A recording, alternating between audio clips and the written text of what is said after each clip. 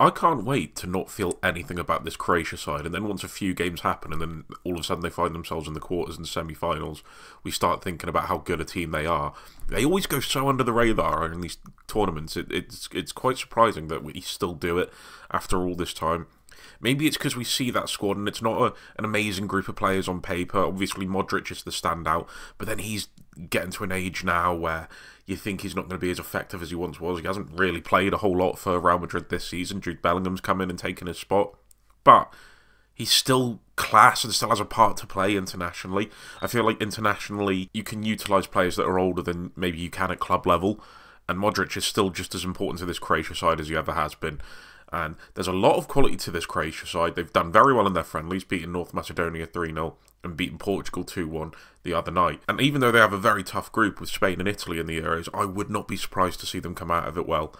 But we're going to go over them tactically. First, in possession. So the thing that shocked me about Croatia across their two games is how technically good they are and how well they play under pressure with their short passing and technical build-up play. Similar to how De Zerbi has played at Brighton, where they'll use the two centre midfielders, which is typically Brozovic and Modric in the right centre midfield position, to hold on to the ball under pressure, to invite the press of the midfielders onto them, squeeze them in tight. Kovacic will drop in as well, as we know how good technically he is for Chelsea and City over the years, to try and outnumber the press. And they will use these combinations of these three. The fullbacks as well will join in these deeper build-up situations to beat the press and get the ball forward. And how they break out of these pressing situations is through bringing the pressure onto them through the press and then playing it out to players in space. So the main source of getting out of the situations are through Brozovic and through Modric, who, as we know, Modric is a master in tight spaces, very press-resistant. The player can come towards him and he can just shift it out of his feet to create an angle to pass it forward. And it's about moving this shape along so that they can create an angle, they can play it forward for the fullbacks to run onto. And generally when the play progresses up, the fullbacks look to push forward and supply the width in the attacking shape, as Meyer, who plays on the right hand side, will typically come in and as well outnumber this press to try and create options to play out of. The left winger, which generally is Kramaric, will come in and play as sort of a secondary striker. And so it then gives them another weapon to play out through in this midfield area. The long ball up to Juranovic or to Stanisic, who typically plays at right back, or to Gvardiol. But Gvardiol doesn't push forward as much as Stanisic on that right hand side. Stanisic will look for the longer ball in behind because he's just a little bit more athletic. Doesn't have that running power that Gvardiol does, but is better than receiving it in space. Brozovic and Modric are two fantastic long-range passers, so is Kovacic as well. Or, with these midfielders, and I'm going to include Gvardiol in this as well, they'll try and use their positional play qualities and get a player running off the back of them into space. So let's just say it's Kovacic or Meyer that's made the movement, suckering the player in to then switch and turn him behind. They will then find Brozovic or Modric to play that sort of press-splitting pass for this guy to get running in between the lines. Again, could go to Kovacic as well, could go to Gvardiol running at the players and running at that back line, forcing that opposition back line back.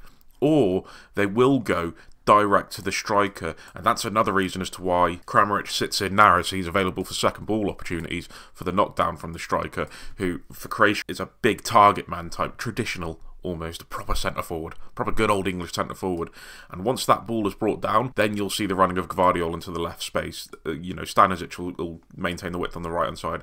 You'll get Kovacic, you'll get Meyer making the runs in behind to really attack that opposition back line. It's fast-paced once it breaks out of that press, and it's all about suckering that press onto him to then attack that back line.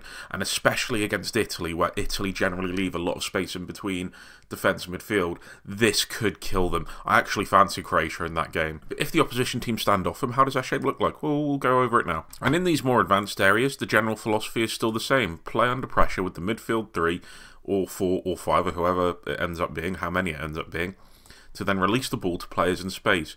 So you'll get Modric and Kovacic playing in the centre midfield too, narrow to each other to try and draw the press in centrally. Brozovic typically is between the two centre-backs, but will move forward into this position to try and outnumber the opposition press. Kramaric as well can drop in. You've got Meyer that can drop in here. So it's a five, a group of five that will inevitably sucker this midfield press in as they look to try and get a hold on that midfield play. And especially if we're dealing with like a France or whoever that maybe have a luxury player in Mbappe that is going to stay up the pitch, makes it easier for Croatia. And as I was saying before, because of their press-resistant qualities and their midfield playmakers, if the ball falls to Kovacic, Brozovic or Modric, and that opposition press has been sucking enough to the point where there's space out wide, they can find that pass to Gvardiol or to Stanisic or Juranovic, whoever's playing on that right-hand side. And we've seen how over the last few months for Manchester City, Gvardiol has turned into a major attacking threat, taking the ball onto his right foot inside, which is still catching people off guard because people are not suspecting a left-back taking it on his right foot, and find either goal-scoring opportunities or opportunities to put the ball into the box where the big target man striker can put the ball in the back of the net. So an underrated level of quality to Croatia's attacking play, and variety of complex shapes as well to beat opposition in these areas. When Perisic was in, I noticed he was playing as more of a direct forward in this area, with Kramaric playing as the sort of attacking 10 in that position, playing in the half space, striker in this position here, and Meyer playing in this area here, and this allowed the left back to join into this area here as almost that extra midfielder, which again Gvardiol is capable of doing. We've seen him do it time and time again, and you'll still get Meyer and Kramaric dropping in to build up play, with the added threat of the wide play of Perisic is used just mostly for his direct threat, so that there's a level of fluidity and flexibility to how Croatia play and the technical players they have within it. I think the Italy, Spain and Croatia group is a group I'm looking so forward to watching. You really do have to feel for Albania within that group. They are going to get the biggest participation trophy football has ever seen, but God bless them. God bless them for turning up. We're going to go over the amount of possession now. If you remember, when we were talking about Italy, I was quite complimentary of their attacking play. Didn't like their defensive shape, didn't like the amount of possession. Don't have the same issues with Croatia. I think they're very good out of possession as well. Lack a bit of mobility in the wide areas, so if the centre-backs get pulled into these areas because of a full-back pressing, they'll get exploited that way.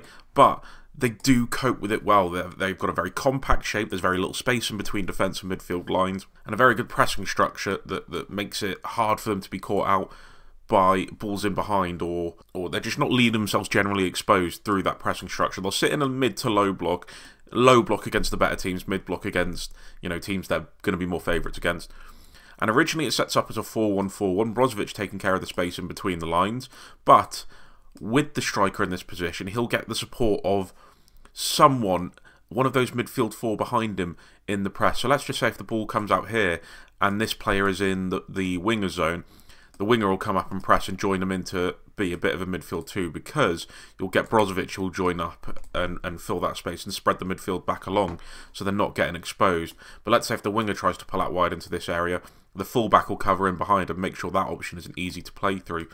But if it doesn't go there and it goes maybe to this player that's dropping in here, then the right centre midfielder will come in and press and the right winger will drop in a little bit more narrow. So each of those midfielders have their own vertical zones to take care of, and they do it well. They jump into press when needed, the midfield around them cover and take care of any space that opens up.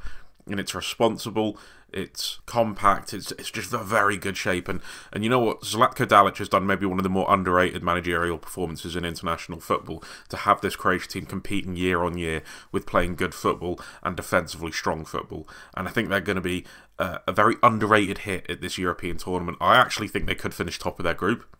That's a bit of a bold shout, I know, but I'm not saying they will, but I wouldn't surprise me at all. I think they'll finish above Italy, and I'm not sure about them in Spain. So I'm still sort of chucking that one up in the air. I would edge Spain just because I think they've got so many high-quality players in midfield. But that Brozovic, Modric and Kovacic midfield is look, as an England fan, if you offered me that, I'd probably take it, if I'm perfectly honest. But let me know what you guys think. I'd love to hear your thoughts. Cheers, lads. In a bit.